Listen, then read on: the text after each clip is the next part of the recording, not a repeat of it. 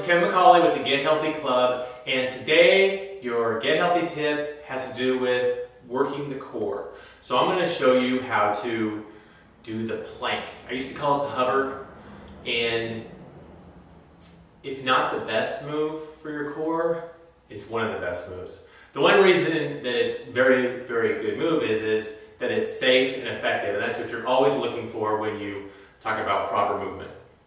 So remember, how do we engage the core? If you didn't see last week's video, you need to go back and learn how to integrate the core into your workouts. So just quickly remember, exhale, draw the belly button in, don't suck in, tighten this area up here, and we're going to do the plank. Now I do want to tell you that I'm going to show you a quadruped position, a triped position, and a biped position. And each one of those, it becomes more difficult. So that's called exercise progression. So you keep challenging your body more and more and more. Now, I'm seeing some people do this a little bit incorrectly. So I just wanted to show you while I'm standing up. When I put my arms like this, don't let your elbow get into a flex position. Okay? So I would rather you be 90 degrees here. The elbow is right beneath the shoulder here, or maybe even down slightly. Not up, and definitely not out. All right? It's going to put too much stress on the shoulder.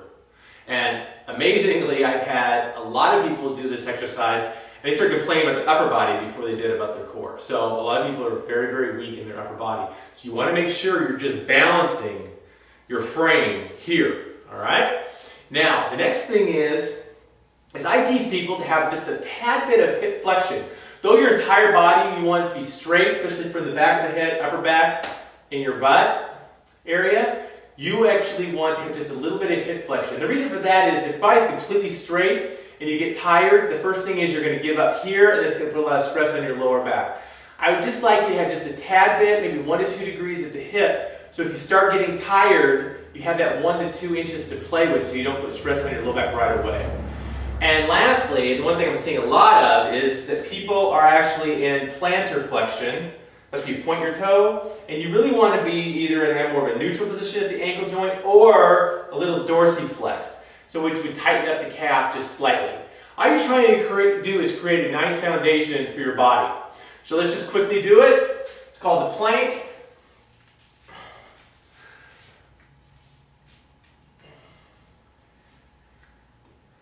Engage the core, exhale, draw the belly button in, about shoulder width with the feet,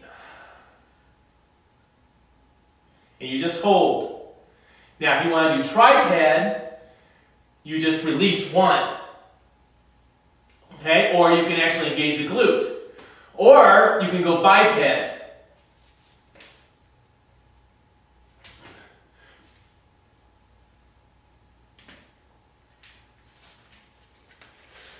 Okay? So, you would probably want to work on doing the plank and see if you can get 2 minutes in a row. Once you can get 2 minutes together without resting, then start working on triped, where you raise an arm, raise another arm, raise a leg, raise a leg. If you get that, you can do each of those for about 30 seconds. Then I would move to biped. All right? So there you go. It's a nice little exercise to start integrating into your proper movement program.